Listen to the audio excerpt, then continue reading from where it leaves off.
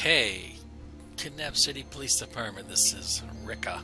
Today, Builder Bobby Bob is Ricka. Other days, it could be somebody else. So we expanded the amount of filing cabinets we have in an attempt to keep any one of them from getting cluttered. The one on the far left is just a how-to. I'm going to click it here. I left-clicked it. Wait for the menu.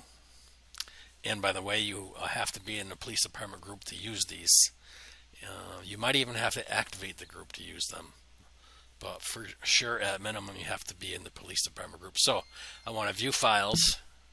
Right, there's only one file. And it says it's number one. So I'll click it. Right, deliver it.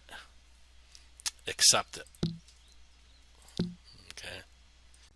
Now that was really easy. After you accept it, it comes into your inventory, and then the note card is in your inventory. It's as simple as that. Now on to the next thing. I just want everybody to realize what the reason for all these filing cabinets are. And what they are, taken as a whole, is a way for the cops to communicate to each other, because their online times are different. Right? You may log on and there is a person in jail. You don't know why. So you can come up here and click the right filing cabinet and find out why. And then you know what to do after that point. You whether it's get a court date started or let them out on bail or interrogate them or whatever you think is needed. Before you release anybody, ask the prisoner if there's somebody they needed to role play. You're trying not to take away somebody else's role play that they had planned. Just be a little sensitive of that. All right, so how to create a note card from your inventory and then put it into the filing cabinet. Okay, on the script, the first thing we're going to teach you is how to create a note card and put it in a filing cabinet. Okay, it's very easy. Each one of these filing cabinets, of course, are for a different purpose along the life of every case and every citizen, etc. All right, so first you got to figure out which one you want to go in. Let's do the active cases. Probably each one of these filing cabinets are going to have a template in there at some point. Not quite yet, but you could get the template and fill out the note card. You mirror how we did it in the template. Okay, so everything is uniform. Everything is uniformed, and that's just for ease of communication. It's not because I'm anal, all right? Because I don't want anybody having questions. I want to make this as easy as I can for everybody, and unfortunately, that means we should all do it the same way. If you have Phoenix Firestorm viewer, which I do, you go down to your inventory and click it. If you have your Second Life viewer, you're on your own. I don't know how to run that one. So you go to create up here in your inventory and you go to new note card or new note. There it is, and you're going to name it whatever you're going to name it. Let's say, oops, I opened it by accident. Rename, right click it, rename. Let's go I don't know what the next number is. I guess the next number is going to be 006. We're going to name the note card 006, right? It's going to be case file 006, right? So case file. And you can get the template, right? And follow the template to fill out your case, all right? I'm not going to show you the details on exactly how to fill out the note card yet, but I'm just showing you how the script works. So you save your progress on the note card. Save the note. It's a new note card. You saved it. Close it. It's in your inventory now, right here. See, open it again by double clicking it, and there it is again. Magic. Okay, everybody probably knew that already. So now, how do we put it in the active cases, right? First, let's click the active cases. And you wait, and there we go. Now I want to view the files first, right? So the case, here you have number 1, which means button 1, and then over here you have what the note cards are named. So button 1 is note card 003. 003 means case number 3. All right. 004 is case number 4. Right. Case number 5. So we named ours the next one. You would come in here and view the active cases in the case of this active case file. We named it 006, which is the next numeral in sequence. So we actually named it right. So let's close this out, ignore. Now we want to put our new note card, this is what we started off doing, in that filing cabinet. We know we named it right now, so let's click active cases. Wait, it takes a little while. All right, right here, add file. Okay, so we click add file, and then down here, it'll tell you you have 15 seconds to drop a file into the cabinet. So you take the file you want to drop, right? Push your mouse button down and hold the button down, and then just drag it over right onto the, see that? See what it does? It makes that highlight, right? Uh-oh, I took longer than 15 seconds. So I got to do it again. All right. I'm glad that happened, actually. Click it again. Wait. Again, like Forrest Gump. Add file. Click and drag and drop it on there. And you'll hear a little ding, right? You might not heard it because I was talking. And it should be in there, okay? Let's check it. Click it. And this time, instead of add file, we're going to select view files, okay? And there it is, note card number 006. It's under button slot number 4 now. All right, good. That's how you add a note card. How to update note cards that are already in the filing cabinet. Okay, we are recording again. I'm going to show you how to use the script. I'll try to be brief. Let's do it with the active cases file. And there's one thing we really want you to remember, is never hit the delete button. Okay, if you do that, you're fine. So anyway, let's practice with the active case files. I'll click it here, and it takes a little while. Be patient. And there it is.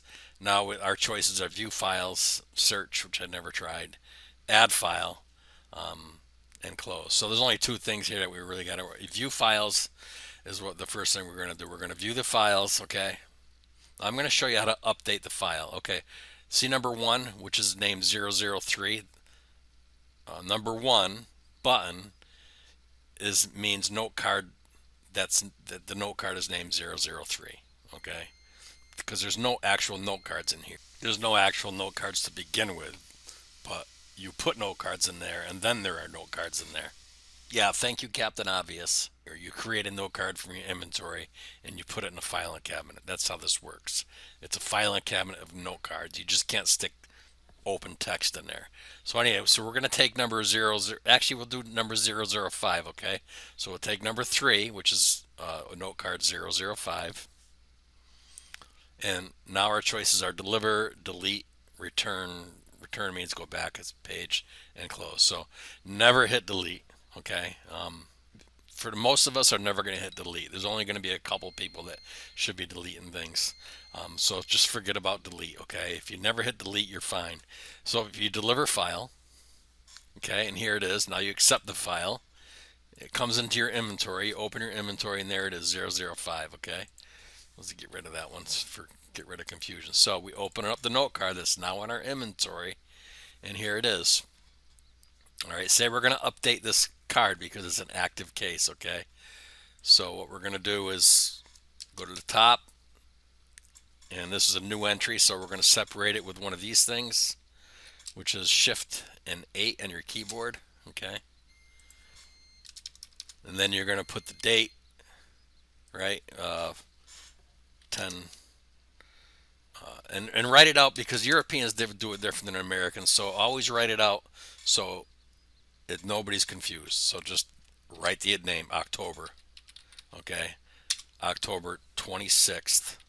Put the little TH on there, and then the year is 2020. All right, That's the format that Europeans and Americans both can understand. All right. If you do it the European way, the Americans look at it like, what the fuck? And vice versa. So, October 26th, and you do your little update, whatever the update's going to be, all right, on the case, right? And if you want above it, you could, put the next line of this if you want, or the next person can do it, all right? So, there's our update, okay?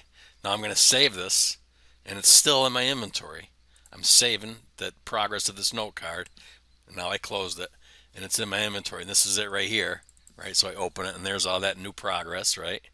So now I want to put the updated one in there and get rid of the old one. Okay, so what I do is I click the active cases file, wait and be patient. If the sim's laggy, it takes longer. All right, now we're going to add a file. Okay, and now down here it says you have 15 seconds to drop the file into the cabinet. So we take this, and you don't have to hit control or anything. Just take it, click down with your mouse, bring it over, and let go.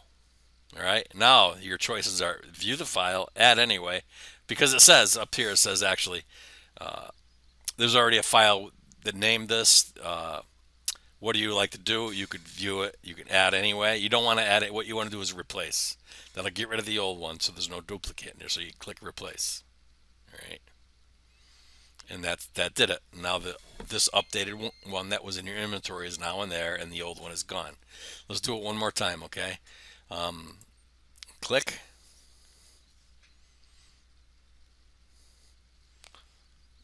add file. You got 15 seconds. Drag it in. Make sure you go to the right filing cabinet. And now, do you want to do add anywhere, replace, cancel, view file?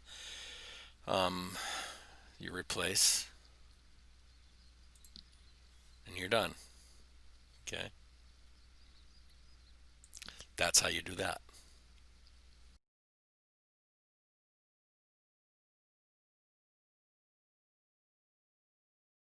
This prim here, you see, is going to be a YouTube video. You click it and go to the page, and it'll open up. This is the old video, right? It's going to be changed soon enough.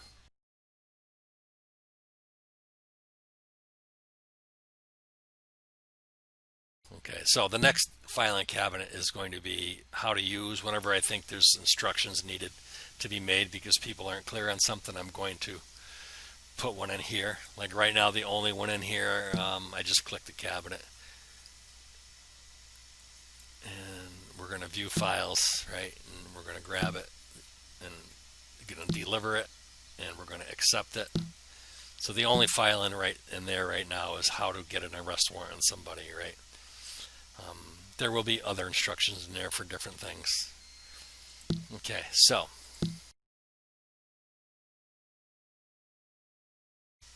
the next cabinet is a citizen file. What we want in this citizen file cabinet is a file on every citizen with their entire arrest record on it, right? So you can look at their past history and see who they are. Right now, it's a little messed up with a lot of different things in there. We're going to show you.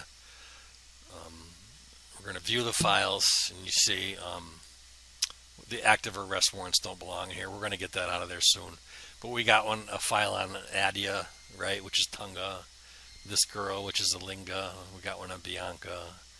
And we always want to start off with the second life name, and then we'll put the display name to the right.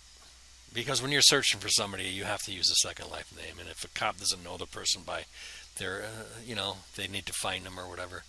All right, so that's what this is going to be. And to give you an example, like these KPC citations in the future, those kinds of things aren't going to be there. It's just going to be the names of the people. That's it. And on the note card, it might say something about the citations.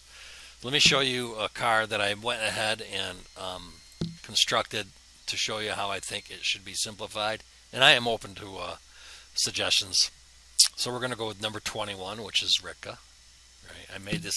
I condensed my card in a little deliver file to show you. Yeah, I made a mistake. The card's supposed to be named Rika Deer Hunter. What I think this should be like. So I got the card on my inventory now. Okay, so there's my name on the top, right? And and then my second live name is there first, and I would say that, whatever my display name is could be second. Okay. All right. So here's my basic file, right? The most recent activities on the top always. So if we scroll back down to the bottom, you can see my first arrest would be in June. There was more, but we weren't keeping records then. Then July, right? July 20th this happened. July 27th, July 20th we got the warrant on him. July 27th he arrested, and the 30th he got sent to prison. Right? It's that simple. Then we do this big line of stuff here as a way to separate the cases. All right. So also in each area here, we want to put the cross-reference the case file number, right? And you will see the active cases over here later, and the archived cases over here. So we'll give it a case number, and I hope this works out easy. I hope it makes it simple. In the future, I'm sure we're going to probably find a step or a filing cabinet we don't actually need. Maybe this is the one, I don't know. So anyhow, we'll close that out. So that's how that's going to go. Your next filing cabinet over here is supporting documents, evidence, footage, etc. I think we're going to eliminate that one for now. We are. That one's going to go bye-bye. Supporting evidence, security footage, body cam footage. You're going to see where that all goes in the active case file in a minute. It's going to be really simple. All right, so the warrants, right? On the warrants, what we want is, these are active warrants. We're going to click this cabinet, and we're going to view the files, and we have an example. I use my name again, and we have another warrant out still for Rachel. Okay, we want the warrant to be really simple.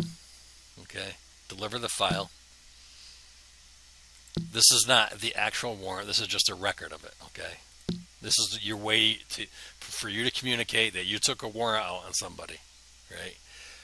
So we got the Rickett Deer Hunter example. Okay, warrant purchased on Rickett Deer Hunter October 24th by Officer Bobby Bob. Okay, and here I cut and paste where I actually bought the warrant. As you know, we buy the warrant from this treasure chest right here. We'll get to that in a minute. Here's the instructions on how to do the treasure chest. Okay. So, the reason you took out the warrant, because he peed in Nadia's Cheerios. All right, the warrant was paid by Officer Bobby Bob, because it does cost you 5 silvers. Who can make the arrest? If you want to say the arrest for yourself, or if any cop can make it, this is where you put it, right? You would say Officer Bobby Bob, or anybody. You would pick one or the other, right? Maybe there's stuff you know about the case, or maybe it's because you need to do the interrogation, so you don't want anybody else to arrest them, because you don't want to lose a chance to do the interrogation because you have some information that nobody else has, and it's just too much work sometimes to put all that information on a note card. Although we have designed it so you could, right? I don't want to make this too confusing, but anyway, as of right now, you're going to have the option, all right, whether you want to say the arrest for yourself, or if anybody can make the arrest, okay? And then you assign a case number, okay? How do you assign a case number? Well, you have to get the most recent case number. Well, let's close this. All right, that's just a note card on my inventory. You go to your active cases, right?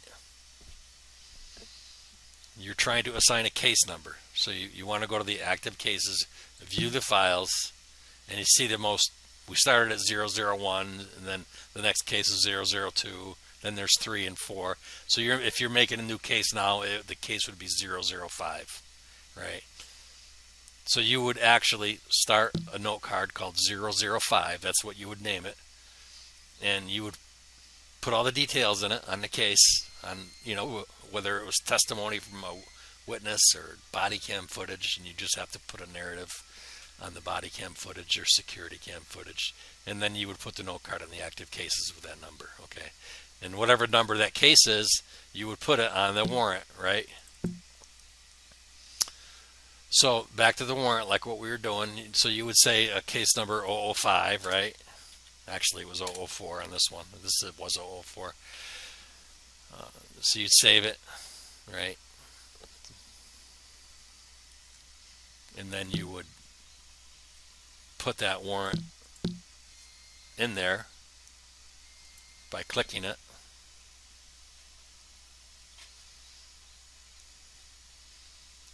Add file. And here you have 15 seconds to drag it on there. So we'll just put the warrant in there, right? And because it'll be, you won't click replace when you put it in because it wouldn't have been there for you because you're making a new one. I clicked replace because this example was already in there, so I just replaced it. So you made the warrant. Okay. Now you actually have to buy a warrant. To do that, you come here. Let me get rid of my meter. It seems to be in the way here. All right. You buy the warrant like this. You pay 5 silvers for the warrant. Okay. Purchase. I click the treasure chest. Now I click purchase. And you watch here where it says 48 silvers. That will go down to 43. Right there. See, it cost me 5 silvers. The silvers went to the kidnapped city treasurer. Okay. So you accept the warrant into your inventory, and now you have a warrant right there. That's your warrant. When you arrest somebody, right, if they want to see your warrant, you just res it on the ground so they can see the warrant. Don't give it to them, but you can res it if they want to see it. There's your kidnapped city search and arrest warrant. It's just an arrest warrant. We're going to change the search warrant. The search warrants, we're not going to need search warrants. If you're a cop and you need to search warrant, if you need to search something, you search. You don't need a warrant. That's the way we're going to make it to keep the complications down.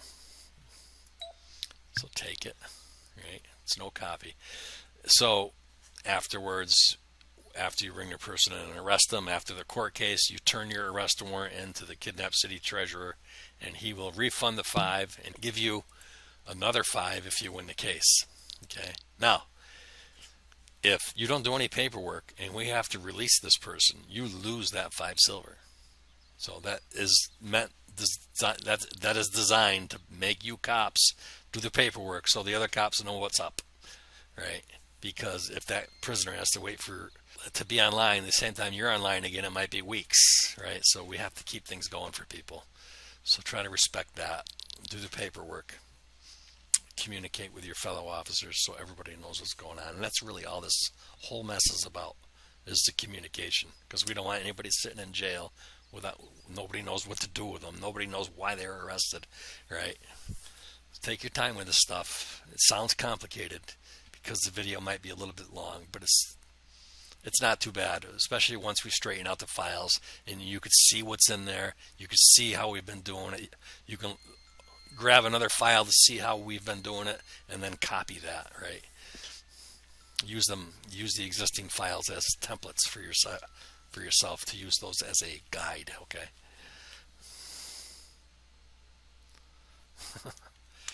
So that's the warrants. All right, so